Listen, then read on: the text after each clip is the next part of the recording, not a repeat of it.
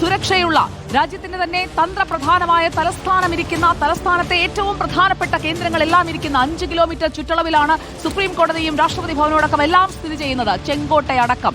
അങ്ങനെ സദാസമയം ജനത്തിരക്കുള്ള രാജ്യത്തിന്റെ തന്ത്രപ്രധാന മേഖലയിൽ ഇത്തരത്തിൽ വലിയൊരു സുരക്ഷാ വീഴ്ചയുണ്ടായതിൽ പ്രതിരോധത്തിലായിരിക്കുകയാണ് കേന്ദ്ര സർക്കാർ. സ്ഥിതിഗതികൾ വിലയിരുത്താൻ പ്രധാനമന്ത്രി നരേന്ദ്രമോദിയുടെ അധ്യക്ഷതയിൽ മന്ത്രിസഭാ സുരക്ഷാ സമിതി യോഗം അല്പസമയത്തിനകം ചേരാൻ പോവുകയാണ്. പരിക്കേറ്റവരെ പ്രവേശിപ്പിച്ചിരിക്കുന്ന LNGP ആശുപത്രിയിലേക്ക് പ്രധാനമന്ത്രി എത്തിയിരുന്നു. പരിക്കേറ്റവരെ നേരിട്ട് കണ്ടു. ഭീകരാക്രമണത്തെ ഐക്യരാഷ്ട്രസഭയും അപലപിച്ചിട്ടുണ്ട്.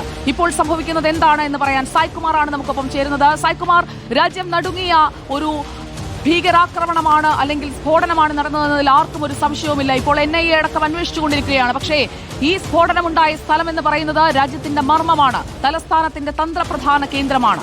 അതിന്മേലുള്ള സുരക്ഷാ വീഴ്ചയെന്ന ആ ഒരു പഴിയിൽ നിന്ന് മാറി നിൽക്കാൻ രാജ്യം ഭരിക്കുന്ന കേന്ദ്ര സർക്കാരിന്, NDA സർക്കാരിന്, ദില്ലി ഭരിക്കുന്ന BJP സർക്കാരിന് കഴിയുമോ? എപ്പോഴാണ് അവലോകന യോഗം? തീർച്ചയായും സുജയ, ഈ ഒരു ആക്രമണം ഉണ്ടായപ്പോൾ തന്നെ പ്രതിപക്ഷ പാർട്ടികളെല്ലാം ഉന്നയിച്ച പ്രധാനപ്പെട്ട ചോദ്യവും അതുതന്നെയാണ്. അവർ പ്രധാനമായും ചോദ്യമുനകൾ നീട്ടിയത് ആഭ്യന്തരമന്ത്രിയായിരുന്ന അമിത്ഷായിലേക്കാണ്. ഏറ്റവും കഴിവുകെട്ട ആഭ്യന്തരമന്ത്രിയാണ് അമിത്ഷാ എന്ന കടുത്ത വിമർശനം പ്രതിപക്ഷ പാർട്ടി നേതാക്കളെല്ലാം ഉന്നയിക്കുകയും ചെയ്തു. അതിനവർ പറയുന്ന പ്രധാനപ്പെട്ട കാരണം ഇപ്പോൾ സുജിയ സൂചിപ്പിച്ചതുപോലെ ഏറ്റവും തന്ത്രപ്രധാനമായ, ഏറ്റവും സുരക്ഷ ഉണ്ടായിരിക്കേണ്ട ഇടത്താണ്, രാജ്യ തലസ്ഥാനത്താണ്, ചരിത്ര സ്മാരകത്തിന് തൊട്ട് മുന്നിലാണ് സ്ഫോടനമുണ്ടായത്.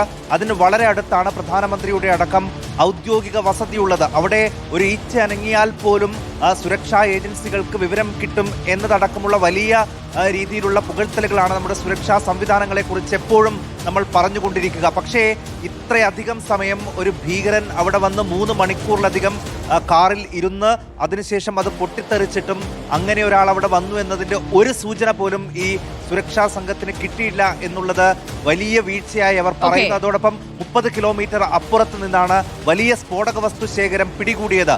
അതിനുശേഷം എന്തുകൊണ്ട് രാജ്യ തലസ്ഥാനത്തടക്കം സുരക്ഷ കൂട്ടിയിട്ടില്ല എന്നുള്ള വലിയ ചോദ്യവും ഇപ്പോൾ കേന്ദ്ര സർക്കാരിന്റെ മുന്നിലേക്ക് വെക്കുകയും ചെയ്യുന്നുണ്ട്. ഇതിനു മുൻപ് ഇത്തരത്തിലുള്ള ആക്രമണം നടന്നപ്പോൾ അതിന്റെ ഉത്തരവാദിത്തം ഏറ്റെടുത്ത് ഇനിയിപ്പോൾ അറിയേണ്ടത് ഉമർ മുഹമ്മദിന്റെ ചുവന്ന നിറത്തിലുള്ള എക്കോ സ്പോർട്ട് കാർ അതെവിടേക്കാണ് പോയത് എന്നതാണ് അറിയേണ്ടത്.